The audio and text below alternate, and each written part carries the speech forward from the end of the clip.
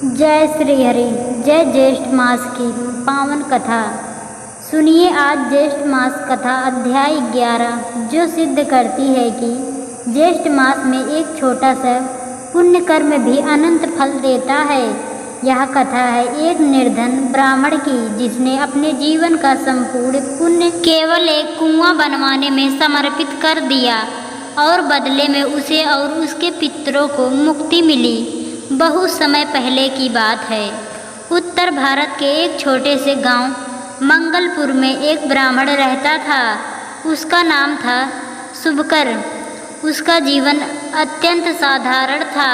न खेती थी न संपत्ति। दिन में मंत्र उच्चारण करता, पूजा पाठ कर लोगों की सहायता करता और जो कुछ दक्षिणा मिलती उसी से जीवन निर्वाह करता। उसकी एक ही इच्छा थी कि वह जीवन में कुछ ऐसा कार्य कर जाए जिससे उसके कुल के पितरों को शांति मिले।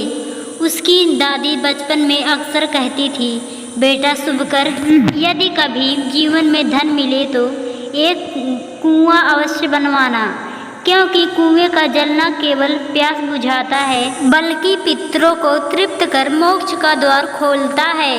और यदि वह कूप ज्येष्ठ मास में बनवाता है तो वह उस पुण्य असीम होता है। शुभकर को दादी की बातें स्मरण थी, पर जीवन में न तो धन था न ही सहयोग, फिर भी वह आशीर्वाद था।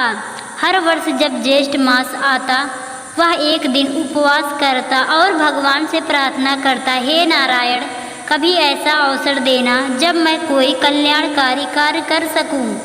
एक दिन गांव में सभा बुलाई गई। गांव के मुखिया ने घोषणा की, इस वर्ष भीषण गर्मी पड़ने वाली है। हमारा पुराना कुआं अब सूख चुका है। यदि कोई धर्मात्मा इस समय कूप निर्माण करवा दे तो वह महान पुण्य का भागी बनेगा। शुभकर के मन में कुछ जागा। उसके पास तो कोई धन न था, पर वह जानता था ईश्वर की इच्छा तो असंभव भी संभव हो जाता है। उसने भगवान से प्रार्थना की, हे श्री हरि, यदि आप मेरी भावना देख रहे हैं तो कृपा करें, मुझे यह पुण्य कर्म करने की शक्ति दें। रात में शुभकर को स्वप्न आया।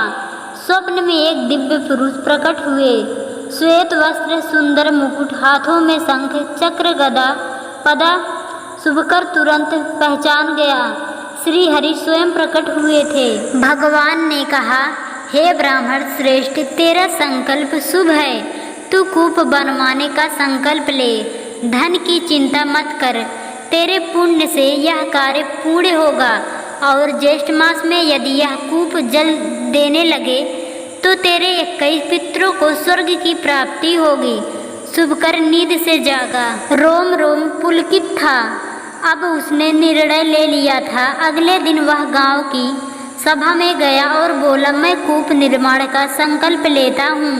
लोग हंसे, अरे ये तो स्वयं दान पर जीवन यापन करता है, यह कूप क्या बनवाएगा। पर शुभकर ने दृढ़ स्वर में कहा, मेरे पास न धन है न संसाधन, पर भगवान की कृपा है और जो कार्य श्रद्धा से होता है उसमें ईश्वर स्वयं सहायता करते हैं। गांव वालों ने उपेक्षा की, पर कुछ लोगों ने कहा, चलो ब्राह्मण के पुण्य में हाथ बटाते हैं, देखते हैं क्या होता है। शुभकर ने गांव के बाहर एक उपयुक्त स्थान चुना और वहां खुदाई शुरू कर दी। उसने स्वयं फावड़ा चलाया, न दिन देखा न रात। गर्मियों में तपती दोपहर में भी वह मिट्टी खोदता रहा। गांव के कुछ युवक जो पहले उपवास करते थे, धीरे धीरे उसकी भक्ति और तप देखकर सहायता करने लगे। सभी ने मिलकर कूप खोदाना शुरू कर दिया। तीसरे सप्ताह जब ज्येष्ठ मास के शुक्ल पक्ष की 9वीं तिथि आई, कूप से जल की पहली धारा फूटी। कूप से शीतल जल बह निकला। लोग भागकर आए, जल पिया। गांव में आनंद की लहर दौड़ गई। शुभकर ने वह जल सबसे पहले अपने हाथ से तुलसी को अर्पित किया, फिर शुद्ध जल लेकर श्री हरि को समर्पित किया और कहा, हे प्रभु, यह आपकी ही कृपा है। यह जल अब केवल प्यास नहीं पितरों को तृप्त करेगा। उसी रात शुभकर को फिर एक स्वप्न आया। वह एक दिव्य स्थान पर पहुंचा। वहां उज्जवल प्रकाश फैला था। उसने देखा उसके पूर्वज पितामह कुलपिता कुल माताएं सभी खड़े थे। वे मुस्कुरा रहे थे। एक ने कहा, शुभकर तू धन्य है, तेरे द्वारा ज्येष्ठ मास में बनाए गए कूप ने हमें पिंड और तर्पण के बिना भी तृप्त कर दिया। हम सब अब पितृलोक से ऊपर जा रहे हैं स्वर्ग में। तेरी एक भावना ने हमारा उद्धार कर दिया। मुझे ब्रह्मलोक की प्राप्ति होगी। शुभकर की आंखें नम थी। वह उठकर बैठ गया।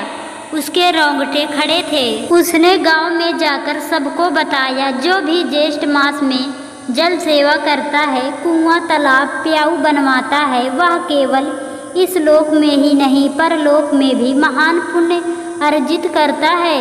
यह सेवा केवल जल की नहीं आत्मा की सेवा है। गांव वालों ने उसकी बात मानी। उस वर्ष गांव में 5 नए कूप और प्याऊ बने। हर घर में तुलसी लगाई गई।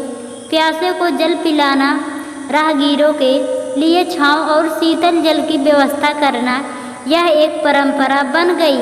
शुभकर ने अपना शेष जीवन उसी कूप के समीप एक तुलसी वृंदावन बनाकर तप में लगा दिया। वहीं बैठकर वह तप करता, भजन गाता और आने जाने वालों को जल पिलाता।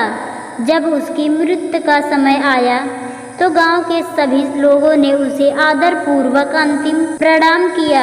उसकी चिता से एक दिव्य प्रकाश निकला। लोगों ने देखा आकाश से एक पुष्प विमान उतरा और उसमें श्री हरि स्वयं आए। भगवान ने कहा, यह ब्राह्मण केवल जल का दान नहीं करता था, यह प्रेम का, सेवा का, ताप का दान करता था।